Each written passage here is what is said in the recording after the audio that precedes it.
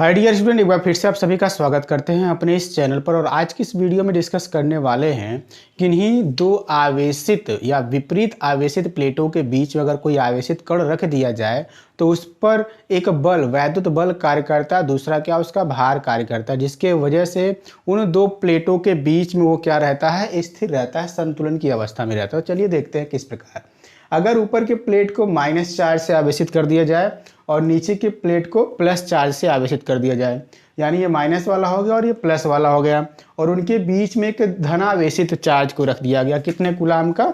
Q coulomb के charge को रखा गया, जो कैसा है, पॉजिटिव चार्ज वाला है। ठीक है, तो पॉजिटिव चार्ज होने की वजह से ये भी पॉजिटिव और ये भी पॉजिटिव, ये भी धनात्मक, ये भी धनात्मक, तो इनके बीच में कौन सा बल काम करेगा? प्रतिकर्षण का बल काम करेगा, जिसके वजह से वो चार्ज कहाँ जाना चाहेगा? ऊपर। और दूसरा चीज़ देखते हैं, यहाँ माइनस चार्ज और यहाँ क्या है, प्लस चार्ज है, जिनके वजह से इनके बीच में क्या होगा? अट्रैक्शन होगा, यानी जो वैद्युत बल की दिशा होगी वो क्या होगी? ऊपर की तरफ होगी। ठीक है, वैद्युत बल हम जान चुके हैं उनका किस डायरेक्शन में काम करेगा, ऊपर की तरफ। दूसरा देख लेते हैं क्या है, mg भार है। भार हमेशा क्या होता है? पृथ्वी की केंद्र की ओर काम करता है। अगर ये प्लेट इस तरीके से है तो उस प्लेट में नीचे की तरफ mg का डायरेक्शन होगा। ठीक है, जितना इसका, अगर इसका द्रव्यमान m है और वहाँ गुरुत्वीय त्वरण कितना स्मॉल g है, तो भार क्या होगा? वर्टिकली नीचे की तरफ ये काम करेगा mg भार से। ठीक है, तो mg इक्वल टू यहाँ पे क्या हो जाएगा? एफ। ये दोनों एक दूसरे के क्या होता है? इक्वल होता है। यही है संतुलन की अवस्था। ठीक है, क्यों ऐसा हो रहा है देख सकते हैं, यहाँ पे प्लस और ये माइनस, तो वैद्युत क्षेत्र की जो दिशा होगी वो प्लस से माइनस की ओर होती है। तो इलेक्ट्रिक फील्ड के डायरेक्शन में ही वैद्युत बल होता है। तो वैद्युत बल ऊपर की तरफ काम किया, भार नीचे की तरफ काम किया, जिसके वजह से ये क्या होगा? उन्हीं प्लेटों के बीच में समझ लीजिए एयर अगर है, यहाँ पर हवा है, तो उसी हवा में क्या हो जाएगा? टंग जाएगा ये। दूसरा केस इसी तरीके से बनता है नेगेटिव चार्ज पार्टिकल के लिए। अगर ऊपर का प्लेट जैसे हमने दिखाया यहाँ प्लस का, नीचे का प्लेट दिखा दिया माइनस का, और उनके बीच में जो चार्ज हमने यूज किया वो कैसा है? नेगेटिव चार्ज है। फिर से इन दोनों के बीच में क्या होगा? प्रतिकर्षण का बल काम करेगा। ये माइनस, ये भी माइनस, तो ऊपर और दिन में देखा जाए प्लस और माइनस, इनमें आकर्षण का बल काम करेगा, यानी वैद्युत बल का डायरेक्शन फिर यहाँ पे क्या है? ऊपर की तरफ काम कर रहा है। ठीक है, दूसरा चीज यहाँ देखें, QE जो है वो QE का डायरेक्शन, यहाँ पे QE जो है वो बल के इक्वल है, और mg इसका क्या है? जस्ट वो नीचे की तरफ काम करने वाला क्या है? भार है। तो mg और QE दोनों आपस में यहाँ भी क्या हो जाएगा? इक्वल हो जाएगा। ठीक है, इक्वल हो जाता है। ठीक है, तो उन्हीं दो केसेस के लिए, चाहे ये हो या फिर ये हो, इन दोनों केसेस के लिए हम क्या कर सकते हैं? ये सारा फॉर्मूला कैलकुलेट कर सकते हैं। जैसे देखते हैं क्या है, दो विपरीत आवेशित प्लेट लिए गए, एक दूसरे से कुछ दूरी पर स्थित है। ठीक है, इनके बीच वैद्युत क्षेत्र की तीव्रता कितनी है? ई वेक्टर, और इनके बीच कितना कूलाम आवेश है? क्यू कूलाम आवेश है।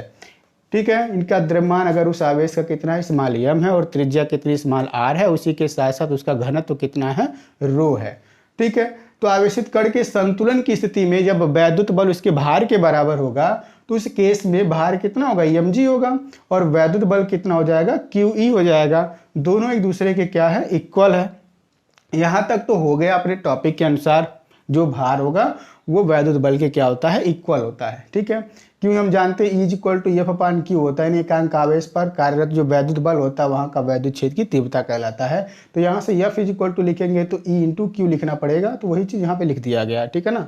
दूसरा काम क्या करते हैं, मान लिया जाता है कण का जो त्रिज्या स्मॉल r और घनत्व कितना? रो है। ठीक है, क्योंकि हम जानते हैं घनत्व इज इक्वल टू द्रव्यमान बटे आयतन होता है। ये बहुत पुराना सा फॉर्मूला, घनत्व बराबर द्रव्यमान बटे आयतन। द्रव्यमान कितना? स्मॉल m हो, घनत्व कितना हो? रो है, और आयतन कितना? v हो।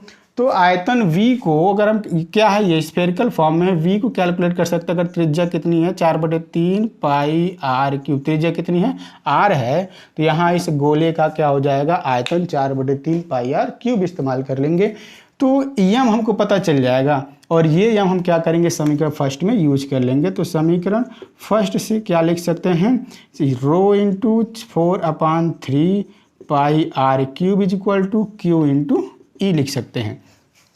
तो ये भी एक रिलेशनशिप होता है। अगर हमको यहाँ पर उस कण की त्रिज्या को कैलकुलेट करना हो, या उसके घनत्व को कैलकुलेट करना हो, या उसके आवेश को कैलकुलेट करना हो, या फिर वहाँ पर उपस्थित वैद्युत क्षेत्र की तीव्रता को कैलकुलेट करना हो, कुछ भी हो, बस इस फार्मूले को हमको तैयार रखना है पर्टिकुलर केस के लिए, और भी कई सारे क्वेश्चन बनाए जैसे यहाँ पे 4 वेरिएबल में से एक तो कांस्टेंट है, लेकिन इन तीनों में से कोई भी 2 दे दिया जा सकता है और तीसरा पूछा जा सकता है। तो इस तरीके से आप ये क्या करेंगे, न्यूमेरिकल प्रॉब्लम सॉल्व करने में अक्सर ये क्वेश्चन आता रहता है, बट आपको ये फॉर्मूला लर्न रहना चाहिए और फार्मूले के साथ साथ उसको कैसे यूज करना है ये आपको पता होना चाहिए। आशा करते हैं ये टॉपिक आपको समझ में आया हो बिल्कुल अच्छे से। Thank you.